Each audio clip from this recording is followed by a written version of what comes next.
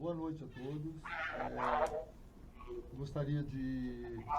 Quero agradecer vocês pela presença e nós estamos dando início agora ao lançamento do Hub, mestrado e doutorado à distância, que vem junto com esse novo marco do mestrado e doutorado que foi recentemente liberado pela CAPES. Nós temos o prazer de anunciar a presença de pessoas de importância muito grande no cenário acadêmico, né? Nós temos hoje a presença do professor Lito, que é o nosso presidente da ABED, que está aqui conosco. Temos a presença do professor Stavros, que também gentilmente aceitou o convite para estar conosco aqui. Temos a professora Cleonice aqui do meu lado, que estará falando conosco, e o professor Kutova, que gentilmente está sediando aqui o nosso evento, tá? Eu quero também agradecer ao professor Lito, como presidente da ABED, pelo apoio que nós temos recebido da ABED desde há um ano atrás, quando esse movimento, essa ideia do Hub começou, tá? Então, a presença da ABED é importante para nós, tem sido muito importante, e a gente não pode deixar aqui de agradecer ao professor Lito. Também agradecer aos voluntários, né, que participaram desse projeto. Essa história começou o ano passado, exatamente há 12 meses, né? Nós fizemos uma primeira reunião aqui em Belo Horizonte, né? Convidamos algumas instituições privadas e alguns representantes, dirigentes dessas instituições, e também recebemos contribuições de colaboradores voluntários, né? E esses colaboradores eu não poderia deixar de mencionar aqui. Na verdade, esses colaboradores, há um ano atrás, eles contribuíram para a elaboração de um relatório técnico que foi encaminhado para a CAPES e para a ABED, e que, com sugestões e recomendações para o texto que estava sendo desenvolvido pelo GT criado pela CAPES, e que resultou na portaria 275, que liberou o mestrado e doutorado à distância. Essa portaria foi recentemente revogada pela portaria 90, mas as nossas contribuições foram encaminhadas, e assim que foi publicada a portaria, a gente percebe que as contribuições nossas foram interessantes. A gente percebe que nós conseguimos agregar algum valor a esse trabalho. Esses voluntários, eu não poderia deixar de citar os nomes. Nós temos a Mônica Santos, Carolina Abdala, Lana Paula Crivellaro, Glória Freitas, Júlio Caldas, a diretora da ABED, a professora Rita Maria Tárcia. Nós temos ainda a Fabiola e a Andréia, nós temos a Renata Costa e a Inês Ferreira, e o Cláudio Pessoa. Então, essas pessoas aqui, de modo voluntário, fizeram um trabalho de contribuição para que esse documento fosse encaminhado para a CAPES no ano passado. E, recentemente, nós recebemos a professora Cleonice no Hub e o professor Tiago, da AREC, que está conosco na equipe. Então, essas pessoas com dedicação, com muita vontade, que participaram desse projeto e que a gente está hoje fazendo esse evento de lançamento aqui com vocês, tá? Quero agradecer também os representantes das instituições que participaram conosco, os dirigentes, né, das instituições. Por exemplo, as ciências médicas, nós tínhamos representantes das ciências médicas, nós tínhamos representantes da PUC, que aqui o professor Kutova representa a PUC, a UniBH, e nós tínhamos também representantes da Unifem e a WR3, que estava organizando o evento. Então, a gente não poderia deixar aqui de fazer esse agradecimento com todos vocês presentes, tá? E agora agradecer especialmente a PUC Minas, aqui na pessoa do professor Kutova, que gentilmente está sediando esse evento aqui conosco. Abraçou essa causa desde o início também. Bem, eu vou contar para vocês agora como que vai ser a nossa agenda. Daqui a pouco eu vou passar a palavra para o professor Kutova. E às 19h20, eu vou passar a palavra ao professor Lito. Logo em seguida, eu passo a palavra ao professor Stavros. E às 20h20, nós teremos um momento de diálogo com as pessoas que estão conosco, né? E às 20h40, nós vamos, então, falar um pouco exatamente sobre o projeto, né? de que modo que ele foi organizado, quais seriam as contribuições que poderia dar para você e para as instituições de ensino.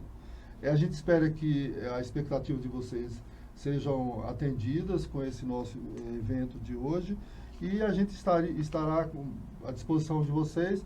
Durante o evento, nós temos um professor, Tiago, que está aqui no chat, vai fazer a mediação com vocês, para que ele possa catalogar algumas questões mais polêmicas, depois da fala do professor Stavros e da fala do professor Lito, e ele vai, então, trazer para que a gente coloque aí online com vocês, tá? Bem, eu agora, nesse momento, passo a palavra ao professor Kutoba, que é o diretor de EAD da PUC Minas. Com você, professor. Obrigado. Boa noite, pessoal. Boa noite aos participantes que estão aqui, aos que estão remotamente, o professor Stavros e o professor Lito. É um prazer muito grande para a gente poder receber o lançamento do Hub, especialmente porque a gente entende a importância de organizarmos a discussão da implantação dos mestrados e doutorados, dado ao fato como a educação à distância cresceu no Brasil, né?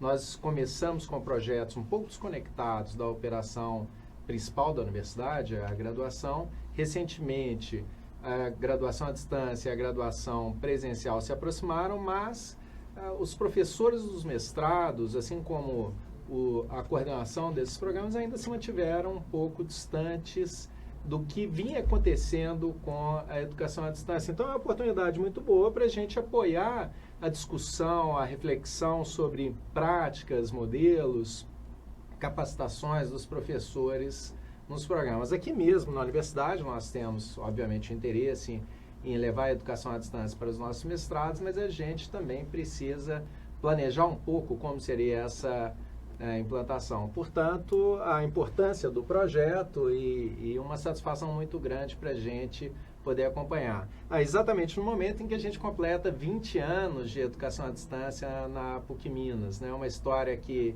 começou na virada ali do milênio, mas que já teve muita gente, muita história, muitos projetos bem-sucedidos, alguns que nós tivemos que refazer, mas é uma história muito bacana. E agora a gente percebe que essa experiência precisa chegar no estrito senso, e é por meio dessas iniciativas que a gente acha que nós podemos superar tantos desafios que já experimentamos no passado com a implantação da educação à distância. Então, prazer receber todos vocês aqui também por meio da internet na nossa casa, e esperamos que seja uma noite muito proveitosa para todos. Obrigado. Ok, professor. Eu quero destacar que o professor Kutoba, ele está conosco exatamente há um ano, né, professor? Em agosto que nós começamos a falar sobre esse hub. Na primeira reunião ainda já estava lá no Minas, né? Lembra? Isso. Bem, então, nós vamos dar continuidade aqui, e eu vou chamar, então, o professor Lito, que com certeza vai trazer excelentes reflexões para nós nesse momento aqui tão importante para essa proposta de mestrado e doutorado à distância. Eu vou passar a palavra, então, ao professor. Ok. Então, acho que o que me preparou para falar com vocês sobre as implicações para uma internacionalização de educação à distância quando trata de mestrado e doutorado à distância aqui no Brasil. O que me preparou, acho que foi o fato de que eu fiz toda a minha educação formal nos Estados Unidos, ensino médio, superior e pós-graduação. E na minha pós-graduação eu encontrei uma mineira também estudando na mesma universidade, e estamos casados 57 anos, e foi isso que me trouxe para o Brasil, que me fascinou desde o início. Lecionei ensino superior nos Estados Unidos 10 anos e no Brasil uns 35 anos. Então, eu conheço os dois sistemas, seus contrastes e suas poucas similaridades. E eu pretendo falar com vocês hoje à noite como forma de alertar tanto os gestores das instituições que pretendem oferecer mestrado e doutorado com influências internacionais, europeias, talvez asiáticas e norte-americanas, e também, possivelmente, aqueles que vão ajudar a recrutar alunos e fazer o cuidado de alunos que ingressam nesses cursos de mestrado e doutorado à distância aqui no Brasil. Primeira grande diferença nos Estados Unidos, que é o país que eu mais conheço, diferente de universidades em outras partes do mundo ou países em outras partes do mundo, é que não tem um Ministério de Educação.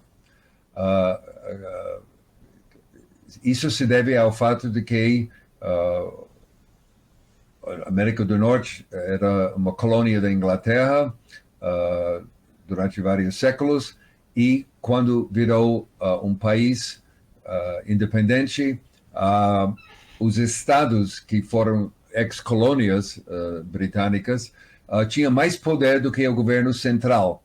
Então, muitas leis foram estabelecidas que fez com que os estados são mais importantes em certas áreas. Por exemplo, nos Estados Unidos, um estado pode tratar um assunto, um crime, como crime pesado, etc. E no estado ao lado não é o caso, não é considerado tão brutal que merece certo tipo de punição. Então, não tem Ministério de Educação e as secretarias estaduais de educação também não têm poder de entrar nos currículos, quer dizer, não têm poder de ingressar e de legislar do mesmo jeito que nós temos no Brasil aqui, com currículo mínimo estadual às vezes chega a ser um engessamento que o Ministério de Educação e também as secretarias estaduais de educação oferecem para o ensino superior.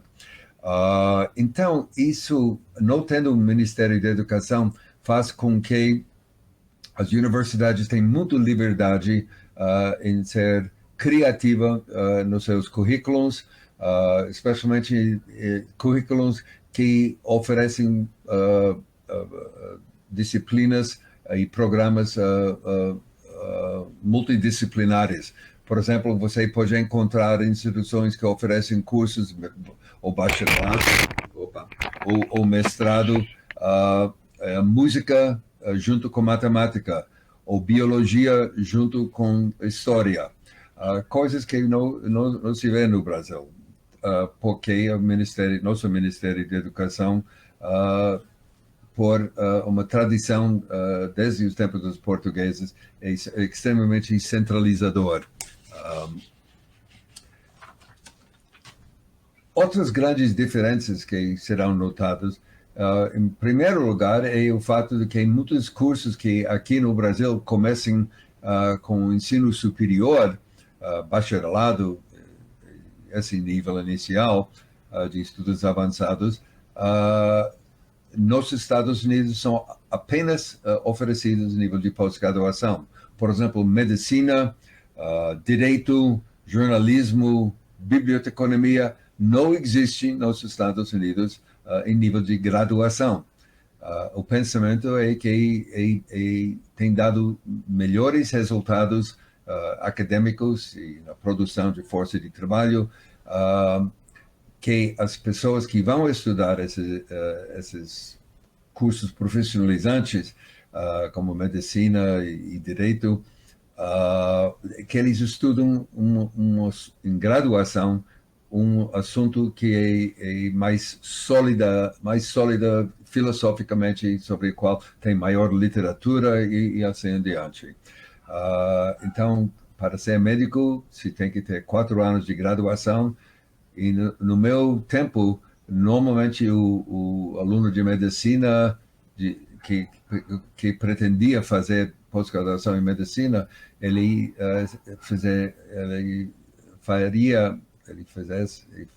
fazia ou química, ou biologia, ou física, e que era tipo de garantia para ele entrar na faculdade de medicina. Hoje em dia o pensamento é diferente. Hoje em dia o pensamento é que se vai ser um médico praticante, quer dizer, médico de família, ou médico que atende normalmente em hospitais, etc., é melhor que ele ou ela estude antropologia ou psicologia, porque as pesquisas mostram que essa formação em graduação adicionada com medicina de pós-graduação produz médicos mais humanos e mais simpáticos, mais empatéticos e assim diante. Outras diferenças são que o curso de graduação é considerado importante para a preparação da vida. Por exemplo, o aluno de engenharia ou de administração de empresa, obrigatoriamente nas boas universidades tem que estudar, e ele pode escolher as disciplinas, mas ele ou ela tem que estudar alguma coisa na área de humanidades, literatura, história, ou ciências sociais, psicologia, geografia, assim adiante, para arredondar essa pessoa, esse futuro profissional. Então, quem do Brasil vai estudar nos Estados Unidos, ou presencialmente, ou à distância, em aulas misturadas com alunos americanos, vai notar essa diferença da preparação de graduação, preparação para pós-graduação, e tem um tipo de pessoa que teve um tipo de formação diferente.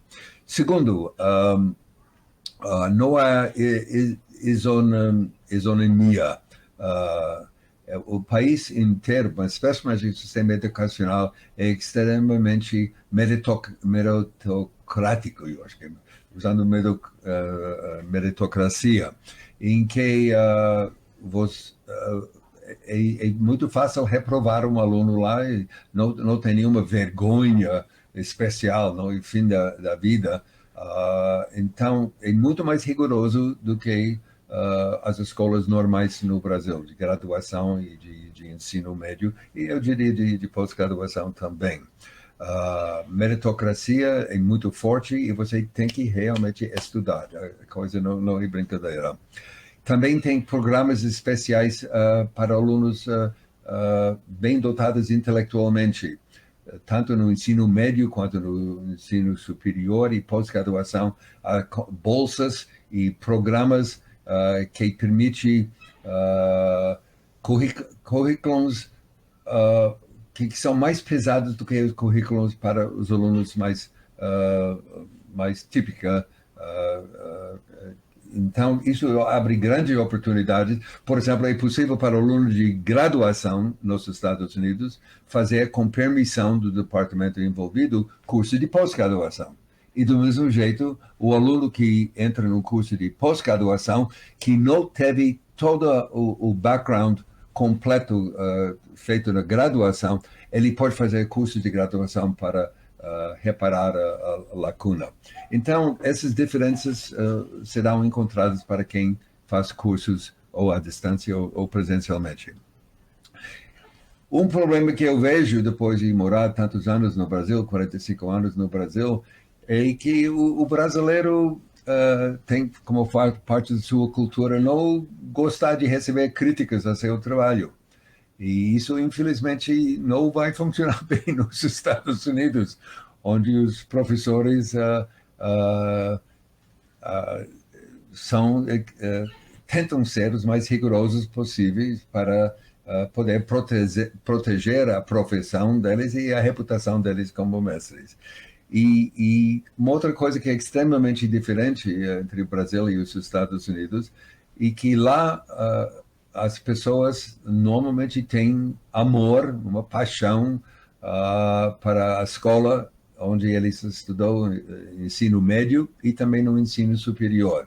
Uma coisa que eu não tenho visto aqui no Brasil, que é uma pena, porque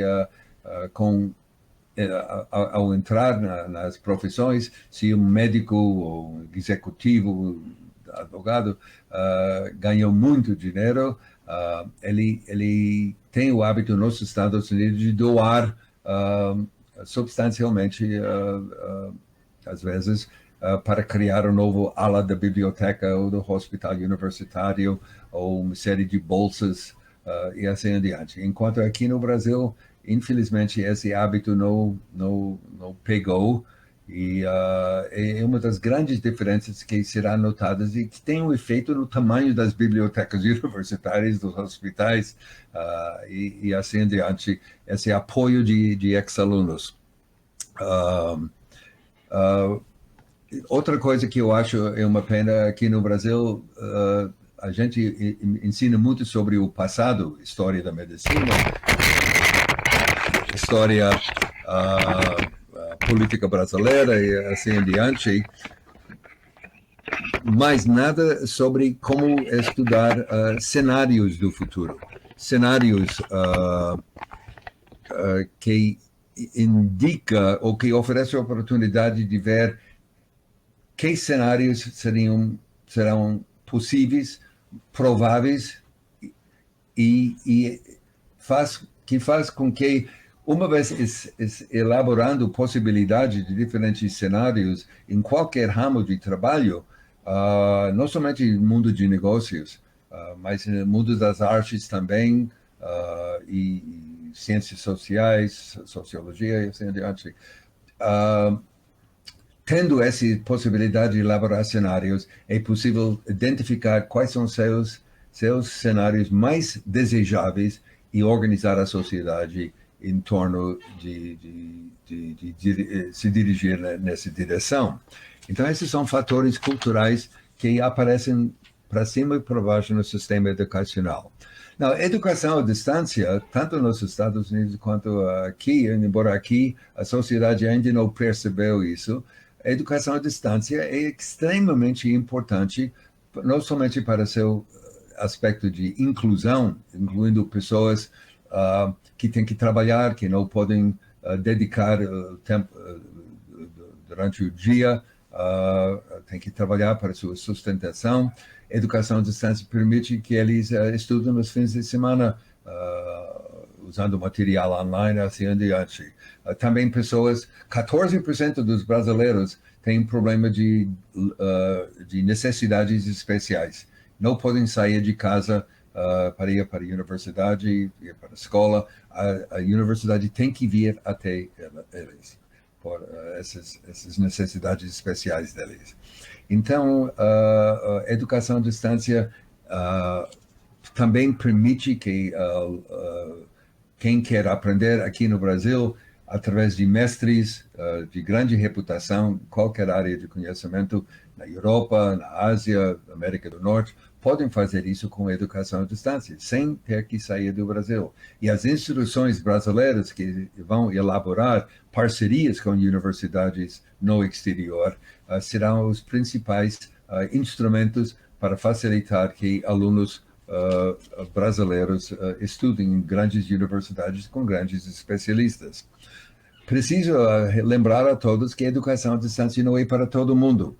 O aluno em potencial que tem que encostar muito no professor, ou para elogios ao seu trabalho, ou para cobranças para dever de casa, monografias, etc., não serve para a educação à distância.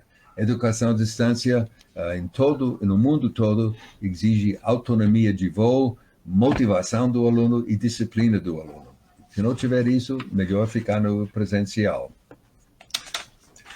Não, uma coisa que está em mudança nos Estados Unidos, que ainda não chegou aqui no Brasil, é o fato de que o monopólio de certificação, de ensino e certificação de competências está diminuindo por parte das universidades. Até recentemente, no mercado, na sociedade, os únicos lugares de conseguir ensino e certificação eram universidades públicas e privadas. Hoje em dia, tem competição, tem alternativas para aprendizagem e certificação também. Além das universidades públicas e privadas, tem institutos de pesquisa, como a Fundação Carlos Chagas, como o INPE e o Instituto de Pesquisas Espaciais, que estão oferecendo, e não são universidades, estão oferecendo cursos avançados depois do bacharelado. Museus e bibliotecas também, instituições sérias, podem oferecer e podem oferecer certificação também. Claro, não vai ser mestrado e doutorado, mas mestrado e doutorado também não é para todo mundo, como nós vamos ver daqui a um minuto. Também empresas. Eu lembro uns 10, 15 anos atrás, a empresa Motorola, fabricante de telefones celulares e outros instrumentos, criou uma universidade online oferecendo um mestrado de Motorola University. Durou mais ou menos 10 anos e eles não se interessaram em continuar. McGraw-Hill, também famosa editora, oferecia um curso universitário online, curso de pós-graduação online, que durou alguns anos. Os sindicatos de todos os tipos estão começando a oferecer ensino e certificação para quem faz os cursos deles. E, finalmente, tem uma nova categoria que não existia no passado, de docentes independentes, docentes especialistas em medicina, direito, literatura, sociologia, etc., etc., dando cursos online sem nenhuma ligação com uma instituição universitária. E eles mesmos emitem o tipo de diploma assinado por eles, dizendo que fulano de tal fez meu curso de tantas horas online, e eu achei por bem,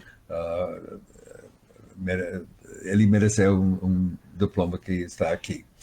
Outra coisa que é muito interessante é a variedade de diplomas de mestrado e doutorado nos Estados Unidos. Bem diferente aqui do Brasil, onde o Ministério da Educação organiza a coisa de uma forma e impõe isso em todas as instituições.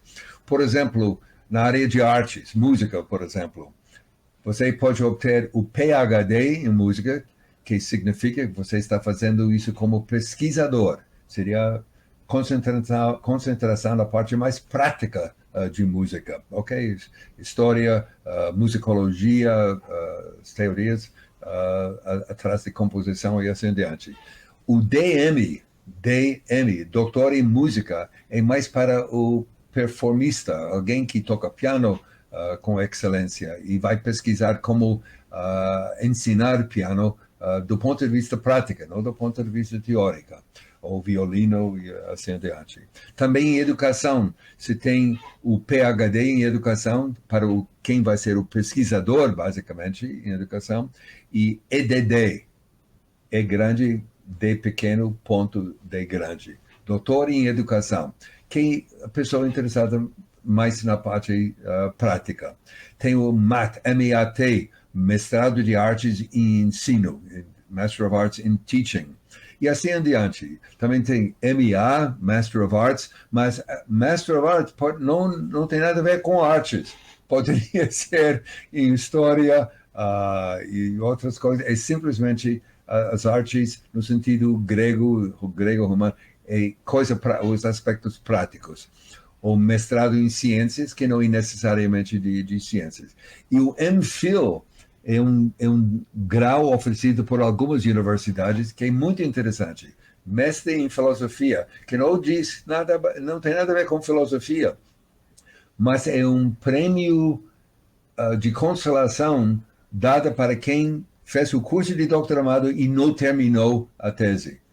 Então, não terminou a tese, não obteve o doutoramento, mas ele ganhou um prêmio de consolação, que é o MPhil, que é uma ideia interessante que pode ser usada aqui no Brasil, onde menos do que 50% das pessoas que entram no curso de doutorado acabam terminando isso. Também um outro fenômeno novo é microcredenciais. Por exemplo, o MBA, iniciou o mestrado em Business Administration, administração de empresas, mas agora muitas áreas de conhecimento têm o MBA, que significa um curso prático, não é para produzir pesquisadores, é para produzir bons profissionais em diferentes áreas. Só que muitas pessoas, esses cursos MBA aqui no Brasil e nos Estados Unidos levavam normalmente 2 anos, 1 ano, 2 anos varia, e a sociedade entendeu que muitas vezes esses cursos tinha a metade do conteúdo do curso não interessava para o aluno típico. A metade interessava, a outra metade não interessava. Então, por que pagar e ficar 1 ou 2 anos envolvidos nisso? O resultado, em muitas universidades nos Estados Unidos, criaram cursos de microcredenciais, microcredencial. Quer dizer, você tem o MBA, fragmenta o MBA nas suas várias disciplinas, suas várias focalizações, e dar um credencial só para o estudo e passar na prova daquela disciplina. E recebe um microcredencial. Não chega a ser mestrado, não chega a ser MBA, mas tem um valor. E você faz um microcredencial aqui, outro ali, outro, diferentes capacitações. Isso levou essa fragmentação que facilita a vida do profissional que tem que trabalhar várias horas por dia. Microfone volante. Isso levou a ainda outra coisa que não chegou aqui no Brasil, que é o distintivo.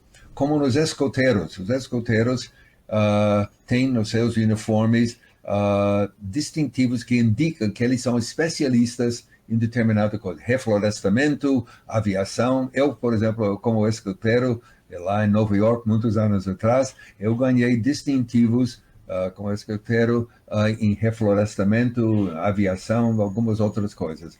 Isso agora está entrando na sociedade como geral, como parte dessa fragmentação, esse micro-credenciamento.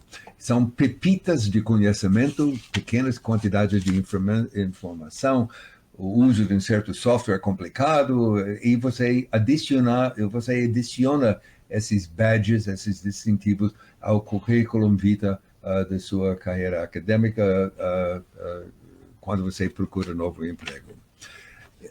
Algumas instituições americanas estão usando MOOCs para pós-graduação, mestrado e doutorado. Quer dizer, Massive Open Online Courses, cursos abertos online maciços, em que você pode ter 50 mil alunos, 100 mil alunos. Normalmente, as pessoas entram nesses cursos, alguns dos quais são gratuitos, mas se você quer um diploma no fim, você tem que pagar uns $50, fazer um exame sobre o conteúdo e você ganha créditos acadêmicos.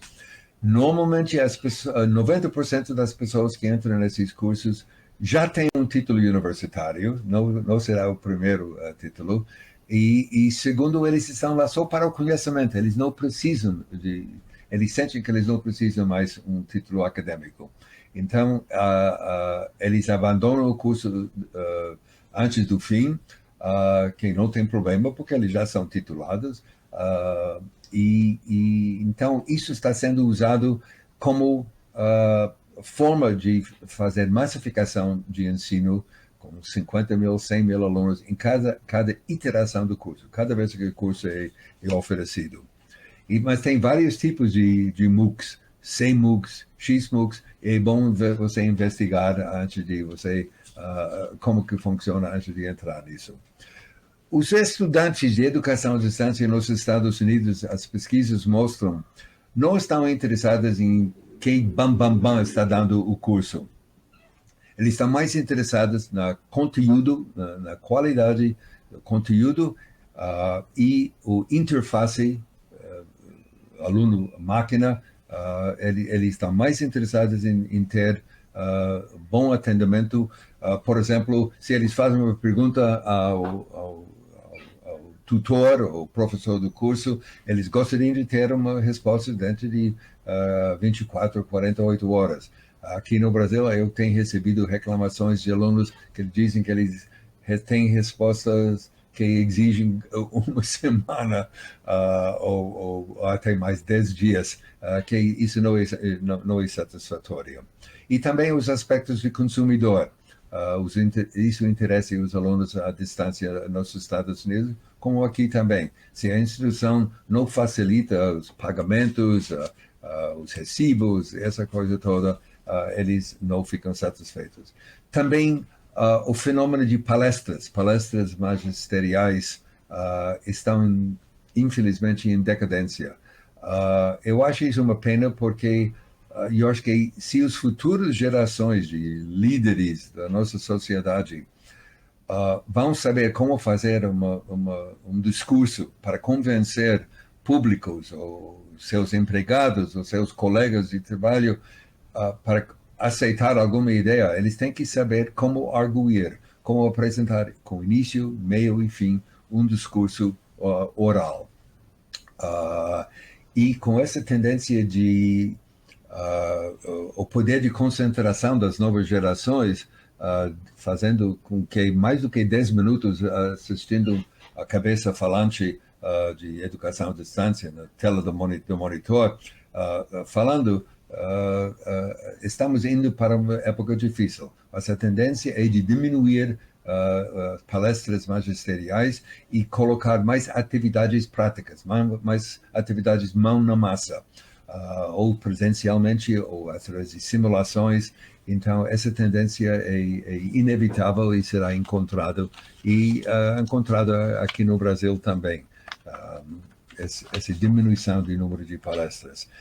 Para saber onde você deve fazer um curso, é muito bom exigir que você tenha oportunidade para um test drive, como você faz um test quando você vai comprar um carro, para ver como o carro se comporta com seus controles, com suas ações, e se pode fazer a mesma coisa com a educação à distância. Tentar ver se a forma de apresentar o conhecimento as atividades ancilares é muito importante. É possível, e as boas instituições oferecem esse test drive. Também você devia exigir que a instituição onde você vai estudar trata você não como adolescente, mas como adulto, porque as formas com que os adultos estudam e aprendem é diferente do adolescente. E algumas instituições usam as figuras de Pato Donald para animar o conteúdo da aula, e isso é absolutamente negativo. Você tem todo o direito de exigir mais do que isso. Também muitos cursos nos Estados Unidos, na Europa, têm alta velocidade de cada aluno. Quer dizer, em vez de dizer o curso vai começar numa data e terminar em outra data, o curso é oferecido e a velocidade de cada aluno é diferente, e o aluno pode terminar o curso quando ele ou ela quiser, baseado no tempo que tem disponível. Esse tipo de facilitar facilitar em grande parte essa individualização do tempo disponível e a velocidade de aprendizagem do aluno é extremamente importante. Também avaliação de conhecimentos anteriores, uma coisa que não existe no Brasil, a não ser na EJA. EJA, ensino de adultos e jovens e adultos, é o único lugar que diz que você não precisa sentar numa sala de aula para ensino médio, ensino fundamental. Se você adquiriu conhecimento no seu trabalho ou por conta própria, você pode sentar aqui e fazer o exame. Se você passar, se você demonstra que você tem competência, você não precisa fazer o curso. O mais famoso nesse tipo de ensino por competências, demonstração de competência, é Reino Unido, que tem essa tradição faz 200 anos. Os Estados Unidos tem muito, mas não tanto quanto o Reino Unido, e o Brasil não tem nada. O Brasil é muito conservador. Quase terminando aqui, você deve incluir na sua avaliação do curso que você vai fazer qual é a reputação da instituição, reputação para sua integridade acadêmica. Quer dizer, se a escola é conhecida por permitir plágio, quer dizer que muitos alunos de pós-graduação ou de graduação compram as teses feitas por outras pessoas. Esse tipo de desonestidade é uma escola para evitar, porque a reputação não é boa. E tem escolas que são conhecidas por fechar os olhos para esse tipo de coisa. Também outra coisa que você deve levar em conta é o fato de que créditos acadêmicos e diplomas obtidos no exterior, às vezes têm muita dificuldade em ser reconhecidos aqui no Brasil. O Ministério de Ciência e Tecnologia do Brasil, uns 3, 4 anos atrás, pediu um parecer meu sobre essa questão de revalidação de diplomas no Brasil.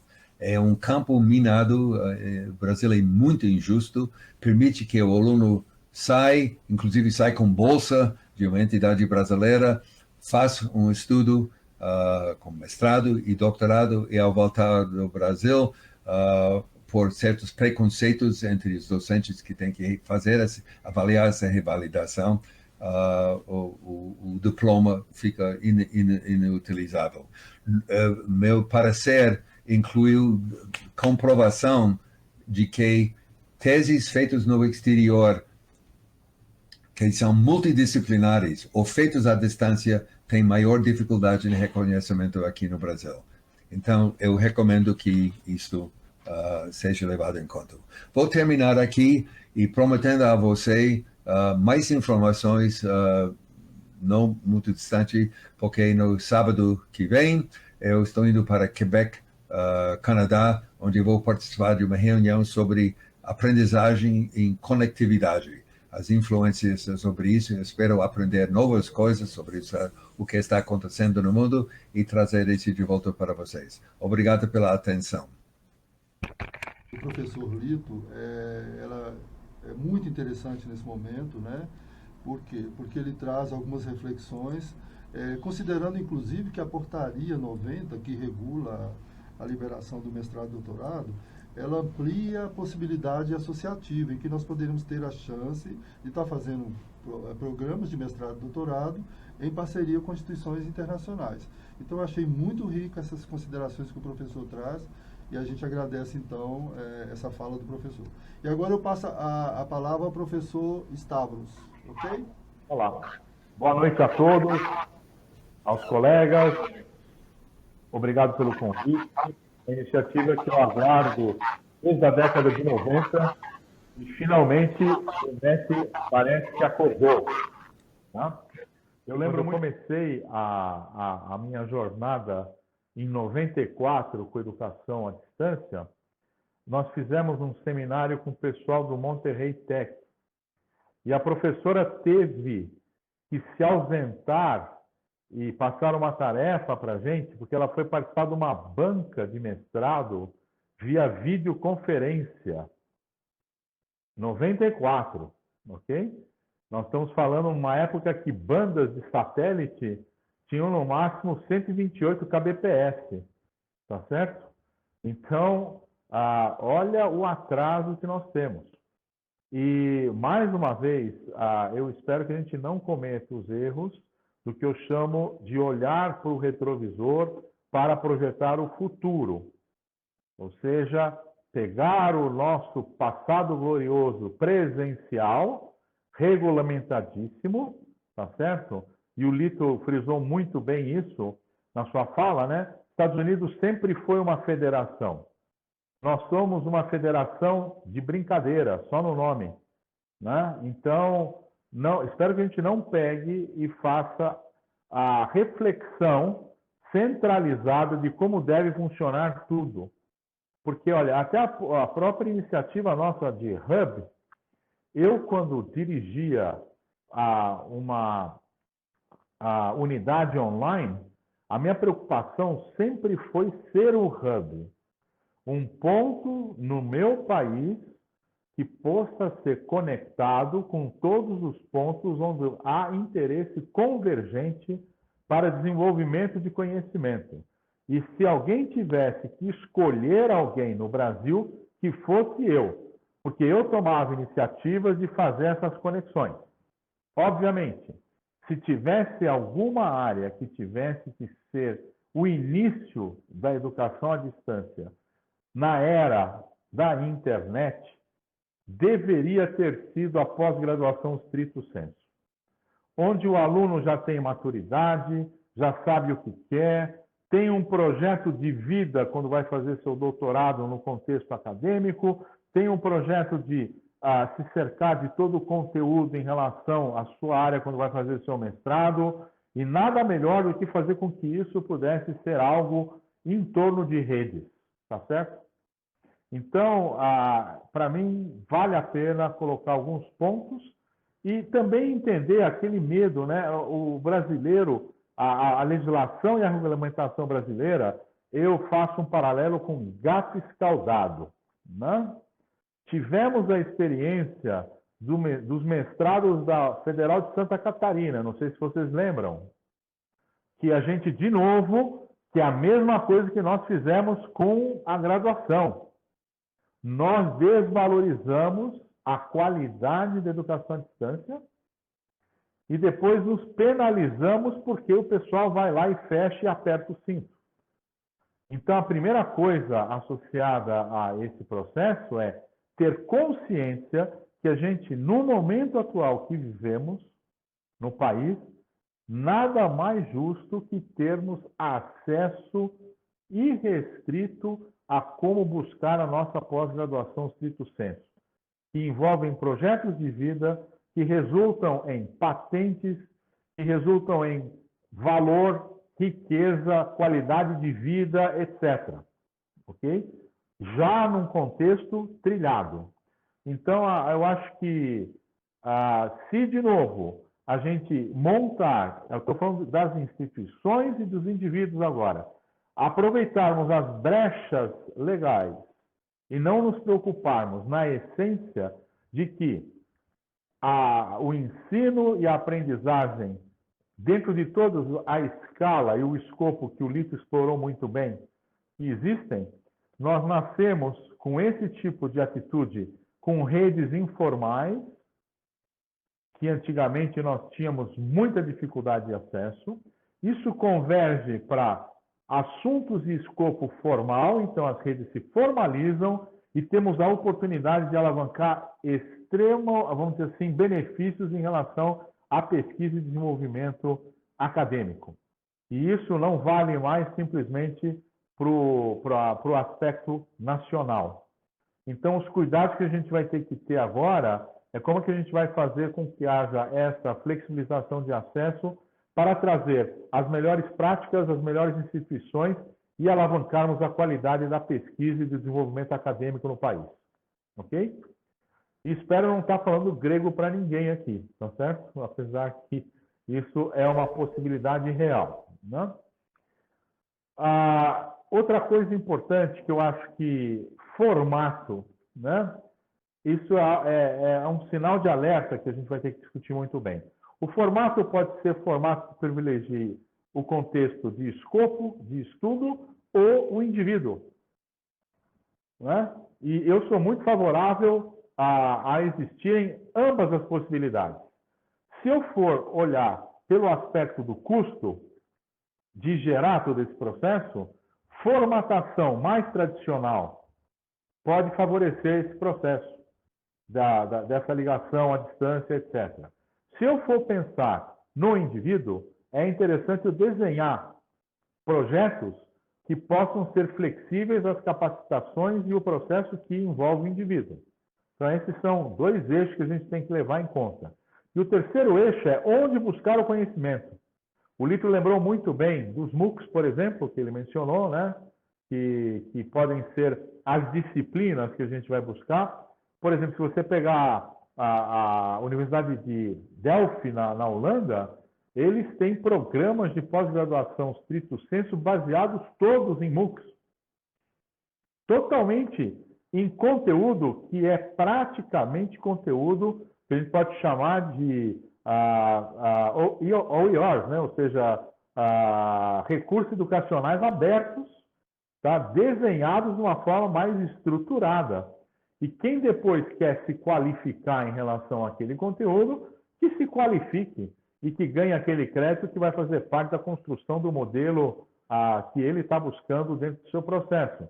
Então, imaginem o escopo que a gente tem hoje para explorar tudo isso, que vai muito além das limitações que nós temos quando a gente estuda no contexto presencial, onde você tem que se virar para fazer essa busca como aluno e até como professor, tá certo? Então, esses elementos valem, e o que é mais importante é algo que o Lito mencionou do lado da instituição e do aluno, e eu vou reforçar esse ponto pelo nosso caso, as instituições, dentro da sua bandeira, ou quem for efetivamente aquele que vai diplomar o indivíduo, servem como os grandes curadores do aterro sanitário que a internet traz de conteúdo hoje.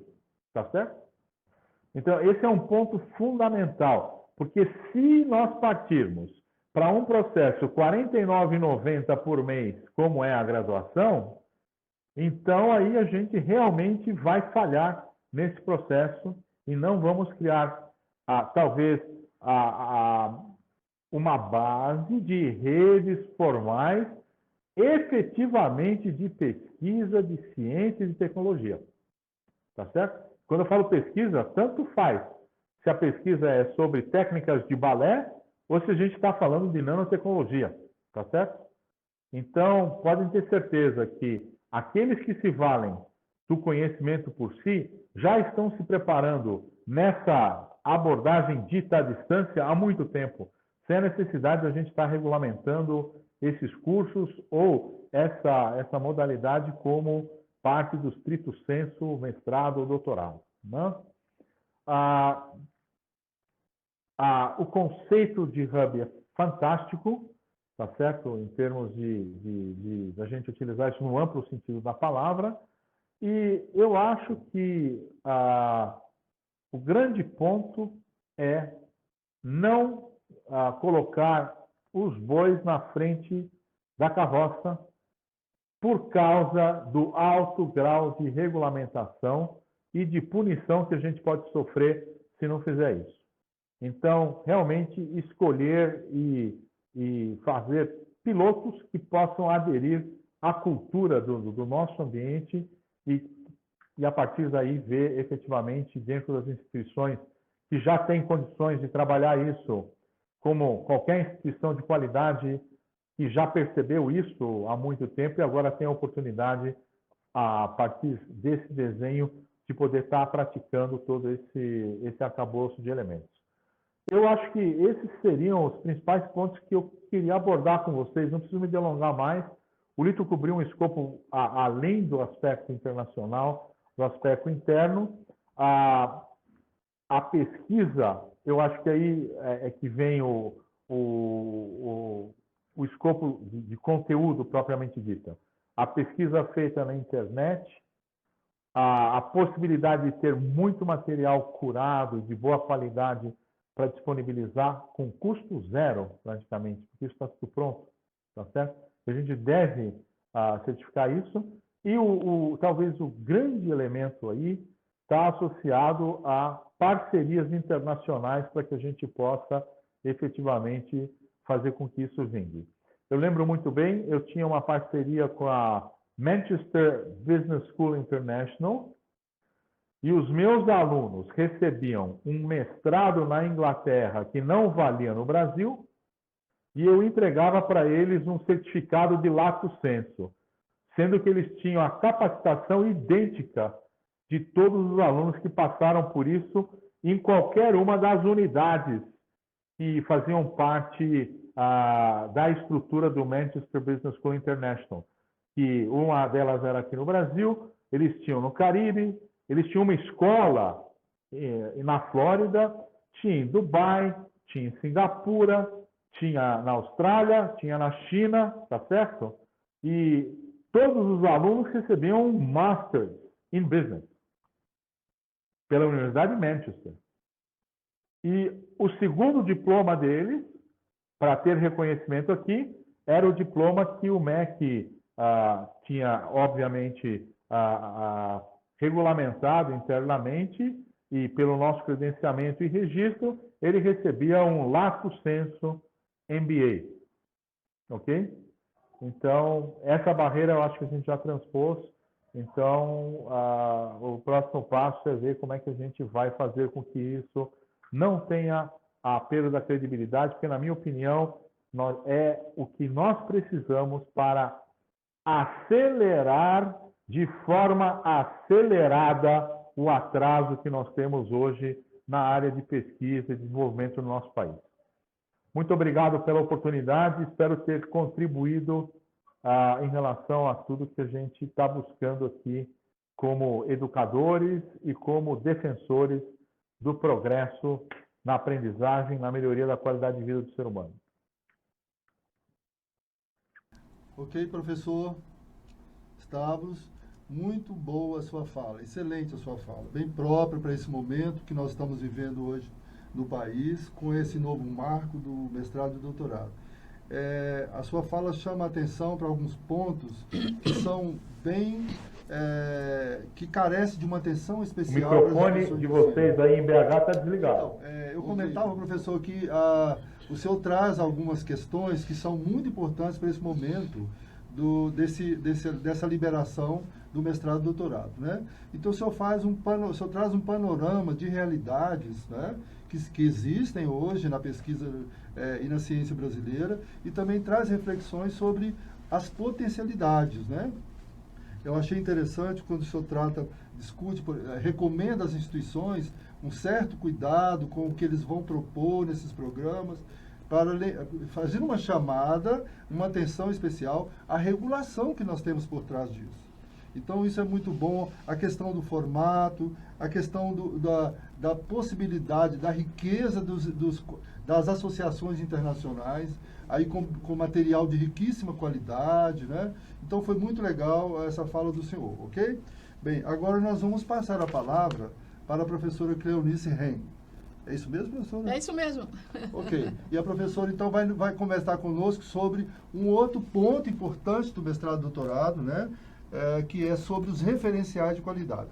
Embora a Portaria 90 ela trata essa questão de um modo mais amplo, esse grupo que está estudando com a gente há mais tempo, nós tivemos o cuidado nessa pesquisa que nós fizemos com os Estados Unidos, a Europa e o Mercosul, em avaliar, fazendo um parâmetro entre as pesquisas de lá, o mestrado e o doutorado de lá, e o modo como acontece aqui, a gente teve um cuidado de avaliar quais seriam as possibilidades de referenciais de qualidade que a Portaria 90 vai cobrar recentemente. Daqui a pouco ela começa a cobrar isso. Vamos lá, professor. A CAPES, na verdade, né? Exatamente, Começará a cobrar isso. Então, boa noite a todos. É uma satisfação muito grande estar aqui para participar desse debate sobre o integrante desse lançamento desse importante projeto, Hub, para mestrados e doutorados à distância. E, a convite do professor Enilton, me cabe conversar com vocês sobre referenciais de qualidade para mestrados e doutorados à distância. Então, antes de entrar propriamente nesse assunto, eu vou pedir aqui uma licença a todos vocês para refletirmos um pouco sobre o contexto em que a regulação no Brasil, a regulação pela CAPES, oferece a possibilidade de cursos de mestrados e doutorados à distância serem oferecidos no país. Como disse o nosso querido professor Stavros ainda há pouco, ele revelou a expectativa que tinha na oferta desses cursos, não é, professor? Desde a década de 90. Citou, inclusive, aquela experiência pioneira da Universidade Federal de Santa Catarina, que foi, à época, algo sensacional, supriu uma necessidade naquele momento, óbvio que usando a tecnologia que era disponível. Hoje, e passados esses anos todos, com os avanços tecnológicos, o Brasil não avançou nessas questões relacionadas com a oferta de estrito sensu por EAD. Como disse o professor Stavros, era por este nível, pelo estrito sensu, que nós deveríamos ter começado a oferta por EAD na educação superior. Então, eu queria comentar com todos sobre esse contexto em que vivemos, no momento em que se possibilita, pela regulação, essas ofertas. O Brasil, na verdade, está inaugurando ofertas regulares de mestrados e EAD à distância. Isso é um item desse contexto em que vivemos. Temos que estar atentos também nesse nosso contexto, que a EAD, na graduação, o Brasil tem um grande lastro, não é verdade? Com uma expansão extraordinária. O Censo da Educação Superior de 2018, divulgado há pouco pelo INEP, demonstrou claramente os avanços em relação à oferta da educação superior por EAD.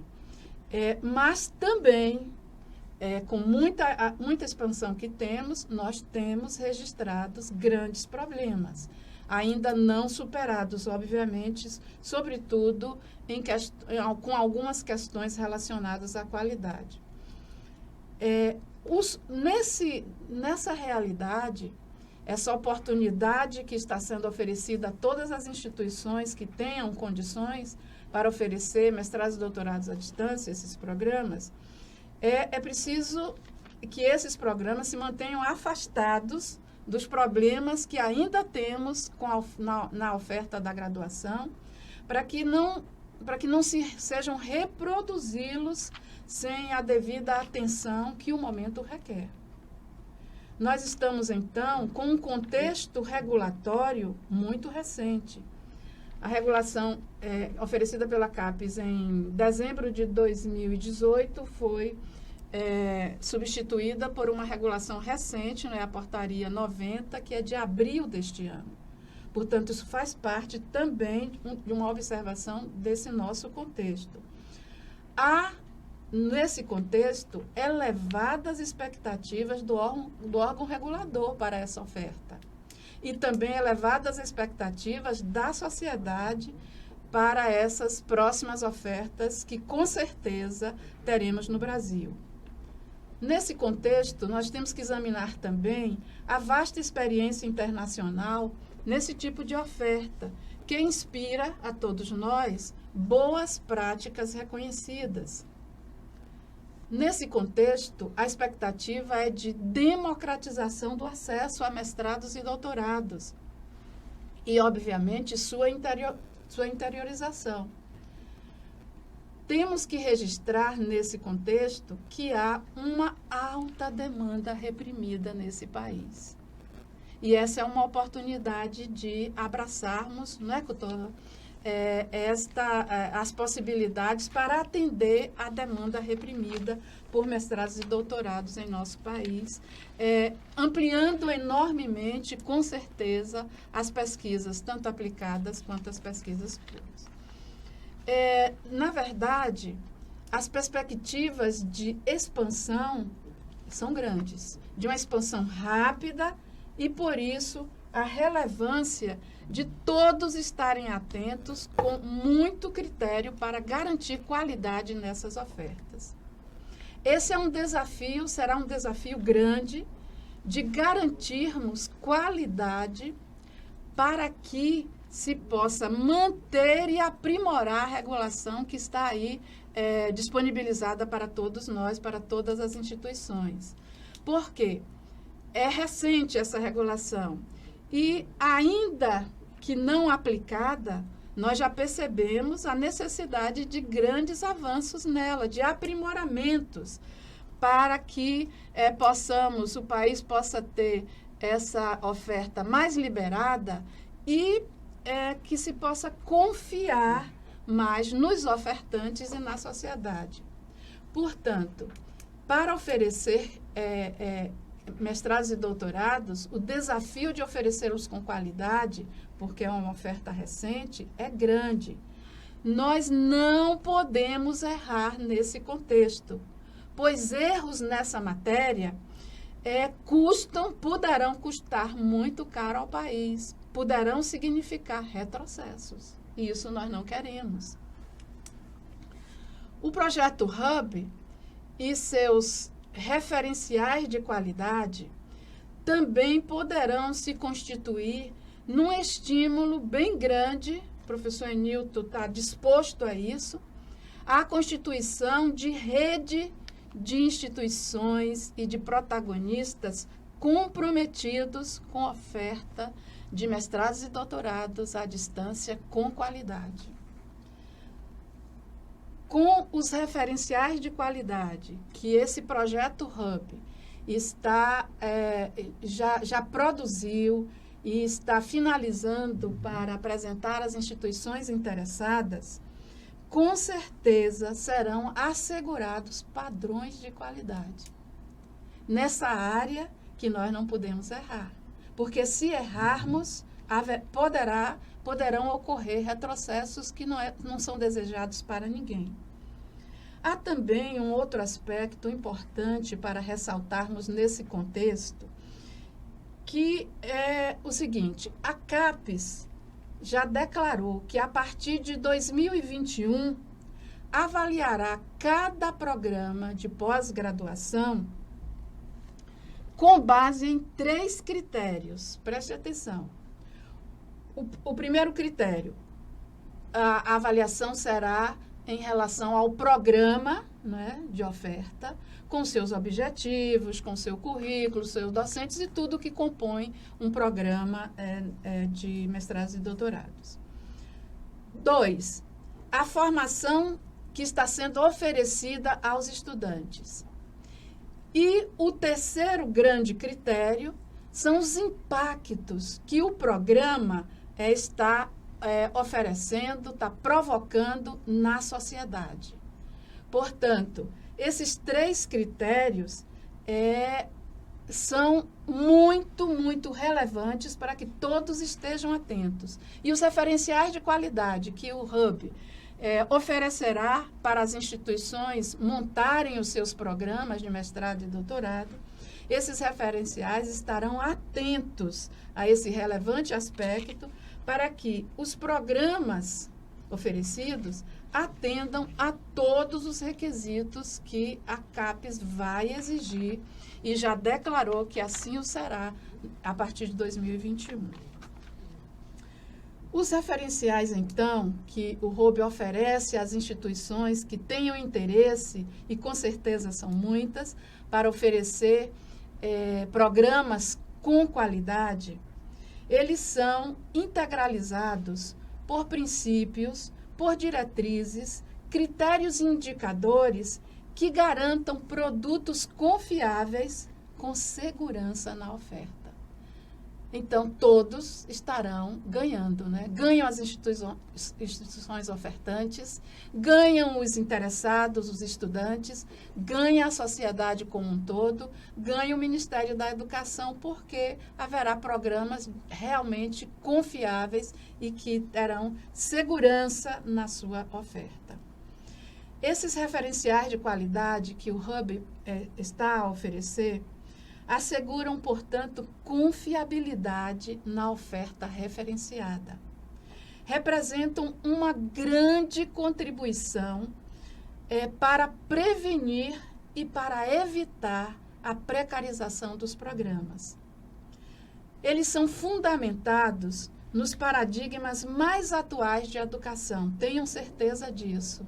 Nos paradigmas de ensino que faz aprender, de currículos alinhados com a contemporaneidade, de avaliação que promove avanços para o estudante e para a sociedade e para a instituição ofertante. Paradigmas de novas configurações para a gestão acadêmico-administrativa, para a infraestrutura, para metodologias inovadoras do ensino, no ensino e na aprendizagem, e em alinhamento com as demandas da sociedade, dentre outros critérios, indicadores e princípios que esses paradigmas estão fundamentados.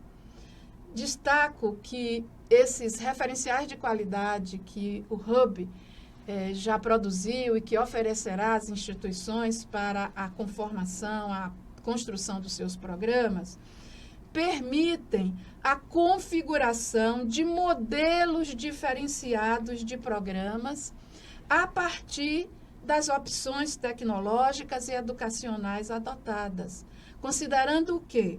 Considerando possibilidades de diferentes desenhos e múltiplas combinações de linguagens e de recursos educacionais e tecnológicos. Esses referenciais foram concebidos em total respeito à legislação emitida para esse nível educacional nessa modalidade. E, além disso, não é, professor Enilton, o Hub, pela WR3, está comprometido em apresentar esses referenciais de qualidade para esses programas de mestrado e doutorado à distância, está comprometido em apresentá-los à CAPES, discutir com a CAPES, para a sua chancela. Esses referenciais, amigos e amigas, foram construídos em 9 grandes categorias, dimensões, que são as seguintes. A dimensão 1 cria referências a partir de contexto e tendências da educação e os currículos nos processos de ensino e aprendizagem. Uma outra dimensão que os referenciais abordam e definem critérios, princípios e diretrizes são os sistemas de informação e comunicação, óbvio, não poderia ser diferente, né? Outro são os materiais didáticos. Outra dimensão é a avaliação. Então, há um detalhamento de diretrizes, de princípios, de indicadores para a dimensão avaliação nesses programas. A outra abordagem é sobre a equipe multidisciplinar. Há uma outra abordagem muito distinta sobre inovação.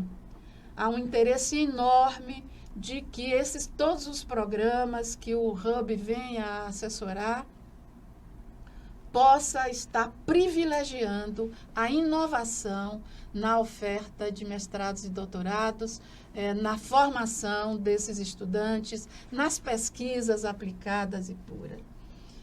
Uma outra dimensão é a infraestrutura de apoio, não poderia deixar de ter, não é, critérios e diretrizes nesta dimensão. Outra é a produção acadêmica e, por último, a gestão acadêmico-administrativa. Tudo isso referenciado nas experiências internacionais para que possamos assegurar qualidade na oferta desses programas. Inicialmente eram essas as nossas considerações e eu agradeço muito o convite do professor Enilton para estar aqui com vocês conversando sobre esses referenciais de qualidade para os programas de mestrado e doutorado. Muito obrigada. Muito bom, professora. Eu acho que a senhora tocou em pontos principais e, ouvindo a fala do professor Lipe e do professor Stavros, a gente percebe o quanto que vai ser importante essa clareza para as instituições sobre os referenciais de qualidade, né? Até porque a portaria 90, ela abre espaço para isso, isso vai ser cobrado e é preciso que as instituições estejam atentas a isso, né? E a CAPES não emitiu, né, referenciais de qualidade e o Hub teve esse cuidado de construir, baseado respeitando a legislação, mirando em experiências internacionais, em tudo aquilo que, de fato, pode assegurar qualidade nessas ofertas. A gente acredita que esse programa de mestrado e doutorado, que está nascendo agora, né, nós já tivemos aí 17 programas autorizados que está em avaliação. Está em do avaliação, Conselho não Científico foram autorizados ainda. Ele passou a CAPES recebeu, está avaliando, passou para o Conselho Científico e Tecnológico do Ensino Superior, está em processo de avaliação. São 17 propostas de 665 pedidos de mestrado e doutorado, 17 foram para a EAD. A gente acredita que esse pé no freio tem sentido, né? Por conta dessa complexidade que nós estamos ouvindo aqui hoje, né? Então, acho que os referenciais de qualidade é que vai permitir que essas iniciativas nas instituições sobre mestrado e doutorado, elas possam trazer para a sociedade uma garantia de qualidade e de inovação também. Ou seja, Isso. o que vai dizer se um mestrado é bom, ele pode ser, tem sustentabilidade, ele garante um resultado concreto para a sociedade, né? quer seja na pesquisa pura ou aplicada, vai ser a qualidade desse programa. Então, a qualidade do programa é que vai vencer isso tudo, né? Vai vencer, Exatamente. inclusive, a própria legislação. Exatamente. Se você faz um Exatamente. programa que tem qualidade e inovação, Isso. que a sociedade aprova, que tem implicações no desenvolvimento econômico e social, eu acho que isso é que vai dizer se é bom ou se é ruim. Exato. Ok? Bem, continuando aqui, eu queria agora abrir um espaço. Estava previsto inicialmente de 20 minutos, mas nós tivemos um atraso pequeno. A gente vai fazer 15 minutos para algumas questões que estão surgindo aí no chat, tá? Eu vou pegar aqui a primeira pergunta que aparece aqui. Da Leda, ela pergunta se a PUC Minas Virtual vai abrir um mestrado, doutorado e EAD. Então essa é boa, porque o Cutola está aqui do meu lado, beleza. Ok? Vamos lá, professor Cutola. Então, Leda, sim, é claro. A gente trabalha já com a oferta de cursos de pós-graduação estrito sensu há exatos 30 anos, são 16 programas, e há 20 anos com educação à distância. Então, entendemos que temos a competência para ofertar agora um programa de estrito sensu à distância. Ainda não entramos nessa primeira leva, porque entendemos que a universidade precisa de um planejamento maior para ver quais programas e quando entrariam nessa modalidade. Mas a resposta é afirmativa, sim, pretendemos. Então, você já tem uma boa notícia aí, tá, gente? A outra questão aqui muito interessante é da... Deixa eu ver quem perguntou isso daqui. Parece que Humberto que perguntou. Bem, ele pergunta, não temos que rever o produto final do mestrado e doutorado EAD, apenas dissertações e teses, tem contribuição social? Pergunta legal. E olha, a grande preocupação no momento da comunidade científica, com esse grupo que nós temos doutores, mestres, né? E aí nós temos instituições de ensino também, a grande preocupação é essa, né? Então, e a EAD, ela tem um potencial muito grande para agregar novos valores a esse processo de pesquisa, Isso. né? Em função dessa pergunta que ele faz aqui. Ou seja, qual o impacto que isso pode trazer para a sociedade, né? E a gente lendo a portaria 90, se vocês repararem o que a professora Cleonice falou, aqueles 3 referenciais, né? O último é exatamente o impacto que isso vai provocar. Os 3 critérios que a CAPES tem afirmado que serão critérios para avaliação dos programas das áreas, né, das áreas de oferecidos, programas, né, isso. que são 49 áreas. Então, observe que essa pergunta ela é muito própria, porque a gente está sugerindo os referenciais de qualidade, e aí, em comum acordo com isso que ela acabou de mostrar da CAPES, é que a preocupação com esse resultado que hoje nós temos nos programas, eles sejam mais próximos da sociedade. Por exemplo, a gente propõe simulações, produtos, patentes, protótipos. Evidentemente que as publicações científicas, elas permanecem, né? Elas têm todo um valor. Lógico. Mas que sejam mais direcionados, principalmente porque o mestrado e doutorado à distância, ele vai para o interior do Brasil. Isso, é a interiorização, a democratização e a interiorização então das... é preciso que pense no produto mais concreto para a sociedade. Então a gente está trabalhando... Solucionar problemas da localidade, por que não? Exatamente, professor. E aí tem uma pergunta aqui que eu vou passar para a professora Cleonice. São tantas perguntas. Alguém pergunta se o mestrado será acadêmico ou profissional. A senhora pode responder isso, professora? Posso sim. Lógico que há possibilidades dos dois tipos, né? Das 2 configurações. A CAPES está jogando mais força nos mestrados e doutorados profissionais. Inclusive, a portaria 60, vocês devem conhecer, é de quanto a portaria 60? Eu sei que é deste ano, mas o mês, você lembra? Portaria 90? 60, que fala 60. Que estabelece sobre os mestrados profissionais e doutorados profissionais. Se me falha a memória, é de fevereiro. De fevereiro desse ano, parece que sim. Então... A outra de abril, 90 que abriu. Então, neste momento inicial, a CAPES está privilegiando os programas na configuração profissionais. Logicamente que os acadêmicos também serão bem-vindos, mas neste momento inicial de inauguração dos mestrados e doutorados à distância, a preferência é pelos mestrados e doutorados profissionais. Ok. Tem uma pergunta aqui do Cristiano, também acho que é interessante. Ele pergunta sobre se o mestrado internacional sanduíche, ele pode ser certificado por 2 instituições.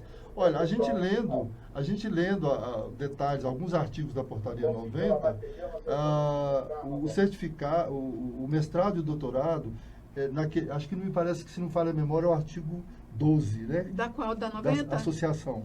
12, está no 12. O artigo 12... Tem outros, mas o primeiro é o 12. No artigo 12, em que a CAPES fala sobre as associações na oferta de mestrado e doutorado, o que prevalece lá é o seguinte: as instituições, elas podem fazer associações, né, mas elas precisam estar naqueles critérios que a CAPES define.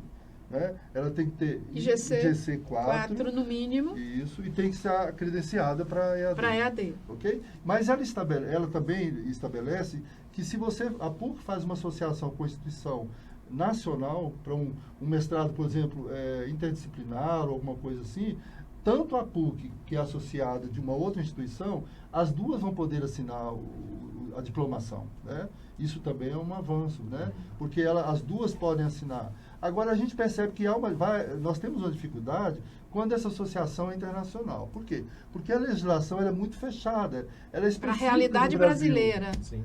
Então, a instituição internacional não vai poder assinar esse certificado. Me parece que é a única restrição que a gente está percebendo. E surgiu uma pergunta aqui interessante. Essa Acho boa. que é o Jair Santos, né? Essa é boa. Ele pergunta: o que é o Hub? O que é isso? Você não disse sobre o Hub, Newton? Não, é porque talvez a pessoa não tenha visto do comecinho. Talvez ele tenha chegado um pouquinho depois. O Hub, ele nasceu de uma É um projeto, ideia, né? É um projeto. É um projeto. De uma inquietação, das pessoas, algumas instituições de ensino, né, incomodadas com a possibilidade de sair uma regulação de mestrado e doutorado, em que a gente podia discutir isso fora do eixo CAPES, fora do eixo formal, mas que houvesse uma iniciativa privada, algumas curiosidades que nós tínhamos. Então, nós começamos a discutir o que seria mesmo um documento, uma regulação do mestrado e doutorado no Brasil. Né? E aí, há um ano atrás, a gente começa a discutir isso com um grupo de voluntários, mestres, doutores, e algumas instituições que eu falei no início, inclusive uma representada pelo professor Futola, e a gente começou a discutir, e aí daí nasce o Hub. O Hub é o quê? É um projeto que ele está aqui sob a orientação e execução da WR3-EAD, em que nós, em convênio com instituições privadas e alguns especialistas, como temos aqui a professora Cleonice, nós vamos poder estar dando um assessoramento e consultoria às instituições que desejem. Que desejarem oferecer o mestrado e o doutorado. Para desejar oferecer, tem que atender os critérios da CAPES, primeiro, né? Que tem que ter pelo menos IGC 4 e estar credenciada para oferta de graduação à distância. Exatamente. Ou seja, o Hub, eu tenho recebido muitos e-mails e perguntas perguntando quando vai ser o primeiro curso de doutorado do Hub. O Hub não oferece curso de doutorado nem de mestrado, mas ele tem convênio com as instituições, ele terá convênios em que ele poderá, nessa parceria, estar assessorando as instituições para oferecer o mestrado e doutorado. Inclusive capacitando os professores, capacitando os mentores, todo o pessoal necessário para a oferta com qualidade. A CAPES, a Portaria 90, se vocês lerem a portaria, nos detalhes, ela estabelece, ela libera o mestrado e doutorado híbrido. Então, nós vamos ter atividades presenciais que são obrigatórias, mas nós temos carga horária, nós temos atividade no fluxo do processo da pesquisa, né?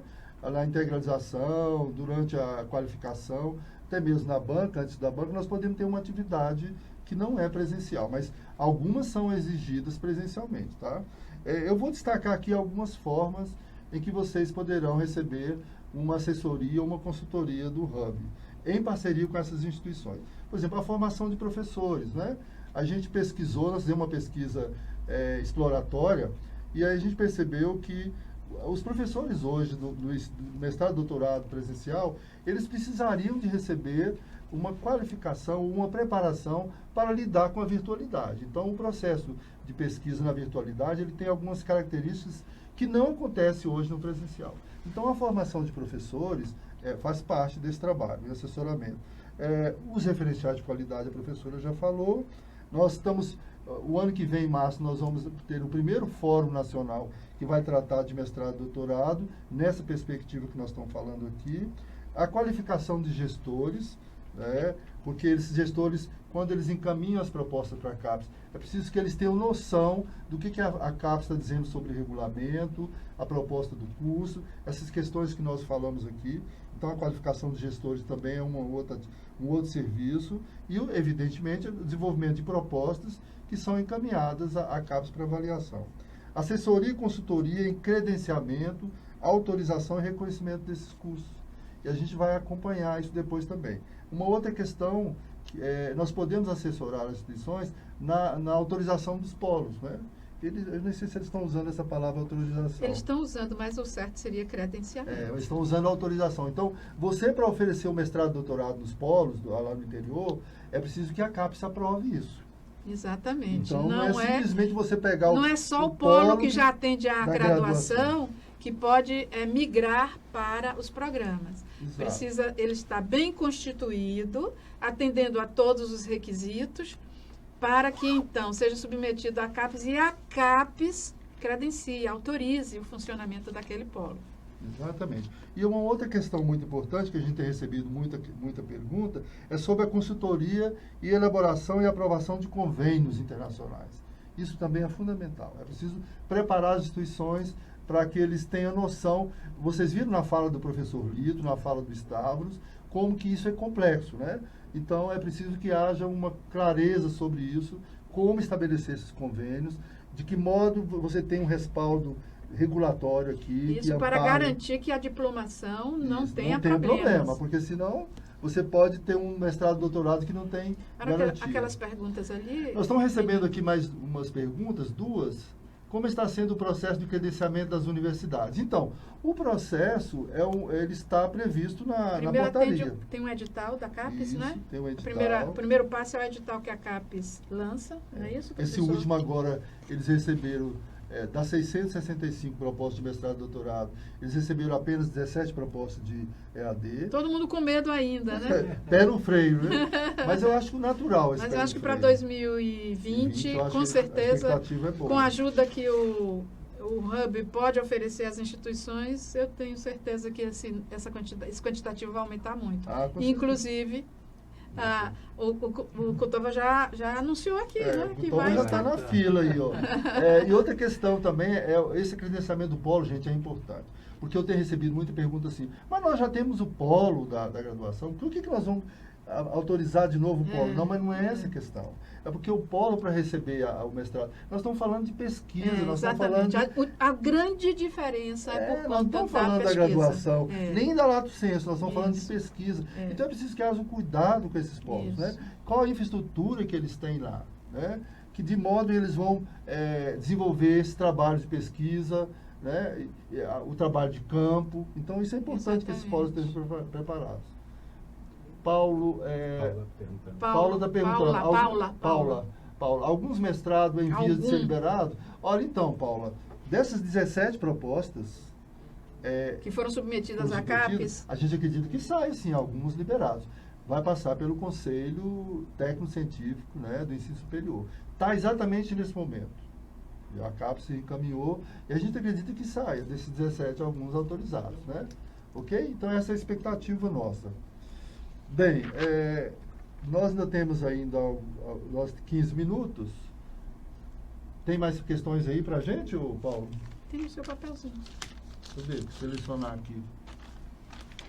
Alguém perguntou sobre a possibilidade de oferecer disciplinas do mestrado no modo à distância. Olha, a portaria já para isso. É modelo híbrido. Então, isso é tranquilo. Você tem... O que não pode, por exemplo, é você ter um estágio no modo virtual, eles não permitem. Ou uma avaliação, ainda nós temos essas dificuldades, né? A avaliação na portaria 90 tem que ser presencial. Então, a banca, por exemplo, vai ser presencial. Acredito que a qualificação também. Mas se vocês olharem a abertura que a CAPES dá para a instituição, na autonomia dela, de desenvolver o regulamento e desenvolver o projeto de curso, ali dentro você pode estar mesclando, exatamente. fazendo atividades virtuais com atividades presenciais. Então, acho que esse é o grande ganho. O que vai flexibilizar isso é o modo como vocês estarão construindo, desenvolvendo, não só a grade curricular, mas o modo como vocês desenham o programa. Acho que ali é o segredo. É a hora que você desenha o programa que ele vai levar para a CAPES. De que modo vocês vão fazer esse hibridismo aí entre o que vai ser à distância e o que vai ser presencial. Evidentemente, obedecendo aquela exigência dos itens que são presenciais, que eu não me lembro agora, são alguns itens lá que são presenciais. A consultoria se limita ao processo regulatório? Se limitará ao processo regulatório ou haverá uma abordagem de gestão empresarial? Excelente pergunta. Nos referenciais de qualidade, nós estamos trabalhando, nós estamos chamando de e-governança no mestrado e doutorado. Esse é o apelido que a gente achou por enquanto. Baseado no que acontece lá fora, nos Estados Unidos, na Europa e no Mercosul. Então, a gestão, nesse ponto, a gente está pensando em indicadores, né? Indicadores de desempenho, tanto o desempenho do orientador, como o desempenho do programa, desempenho da aplicação na região, de repente lá nos polos, né? O que está acontecendo lá, o que está modificando lá. Então, são essas questões que a gente vai estar discutindo e apresentando para as instituições. Ou seja, a e-governança, nós estamos chamando esse apelido, nem sei se é legal, faz parte, então, dos referenciais. Essa mesma pergunta complementou se essa consultoria vai também contribuir com estudos de mercado. Olha só, quando a gente fala que, quando nós tratamos, o último item parece que foi gestão técnico-administrativa, isso. né? Sim. Não, acadêmico-administrativo. Acadêmico-administrativo. É preciso que olhe também o lado econômico desses programas de mestrado e doutorado. Até o ponto de vista da sustentabilidade, né? O que vai garantir sustentabilidade para esse programa? Então, essa questão de mercado, de estudos, deve ser contemplado também. E se há uma demanda reprimida, sim, há que se estudar onde está ela e para qualificar em que programas. Exatamente. Eu acho que do ponto de vista das questões foram estas aqui. Aquela outra da validação do diploma. Nós já falamos sobre ela. Essa questão da validação do diploma, gente, é muito importante. Se o MEC vai validar o diploma. A pergunta era essa. A pergunta é essa, se o MEC vai validar. Olha só. Se o programa atender aos critérios. E olha só, como a portaria ela garante uma associação, inclusive associação com instituições internacionais, a diferença é bom parar aqui para explicar. As associações nacionais, as instituições, uma, duas ou três que pertencem a esse grupo, vão poder dar certificado, assinar a diplomação. Quando você faz uma associação internacional, aí você vai trabalhar o processo da pesquisa nesse modelo, com eles. Né? Dividir algumas questões. Eu acredito que até a orientação, laboratórios, material. Mas a certificação, porque a regulação é interna. O professor Lito falou que lá nos Estados Unidos eles não têm nem o MEC. Nem o MEC existe lá. Então, essas questões é que vocês precisam prestar muita atenção. Nas associações, a certificação ainda ficará limitada à instituição nacional. Nacionais, tá? Então, isso é importante. Deixa eu ver se tem mais alguma questão aqui. Eu acho que não. Nós acho que nós respondemos. De qualquer modo, a gente vai estar no chat fazendo um catálogo dessas perguntas de vocês e vamos estar respondendo para todos vocês lá no LinkedIn, na página do Hub. Nós temos catalogado o cadastro que vocês responderam da pesquisa. Todos aqueles que responderam o cadastro da pesquisa, nós vamos responder também, tá? E para finalizar, vocês podem entrar conosco no e-mail, por e-mail do Hub, né? Nós vamos publicar o e-mail do Hub. Ele já está publicado lá, publicado, né? Já. Na página do LinkedIn. O Hub vai lançar o site daqui a uma semana, então vocês vão poder, através do site também, estar conversando conosco. E vamos deixar os nossos contatos lá, tanto no site como no LinkedIn. Esperamos que a gente encontre com vocês em breve, numa outra oportunidade, tá? Que não demore muito. E esperamos também que esse evento, que essa oportunidade, tenha contribuído para esse momento inicial, né, de mestrado e professorado. Eu quero passar aqui agora a palavra ao professor Lito, primeiramente, né, para ele dar um alô final ao pessoal e depois ao professor Stavros.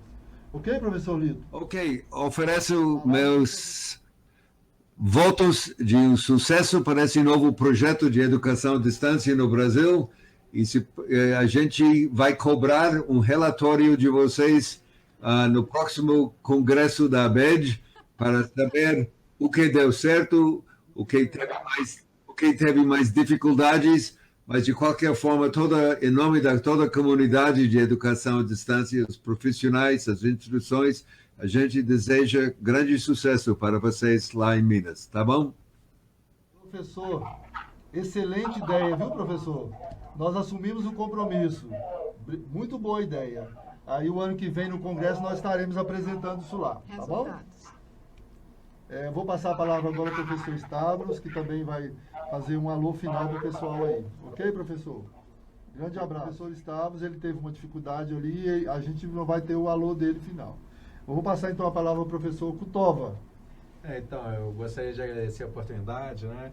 Eu acho que a ideia do projeto é justamente o que a gente pensa. Nós precisamos criar programas que sejam de boa qualidade, com a equipe preparada, com uma atenção muito grande ao que será realizado, porque nós vivemos uma oportunidade única. A nossa geração é a geração responsável por tornar a educação digital. Não tem nada mais interessante do que isso, mas é um desafio muito grande. A gente está tentando desenhar como será o futuro hoje, ainda é muito mais uma iniciativa, a gente vai experimentando e aos poucos a gente vai descobrindo o que dá certo, o que dá errado. Por isso é tão importante a gente ter uma boa equipe, como todos esses que participaram aqui, nos apoiando nessas reflexões, nessa discussão e nas propostas que virão, né? Obrigado pela oportunidade, boa noite a todos. Professora Cleonice, uma palavrinha para o pessoal. Professora. Então, com muito entusiasmo para que tenhamos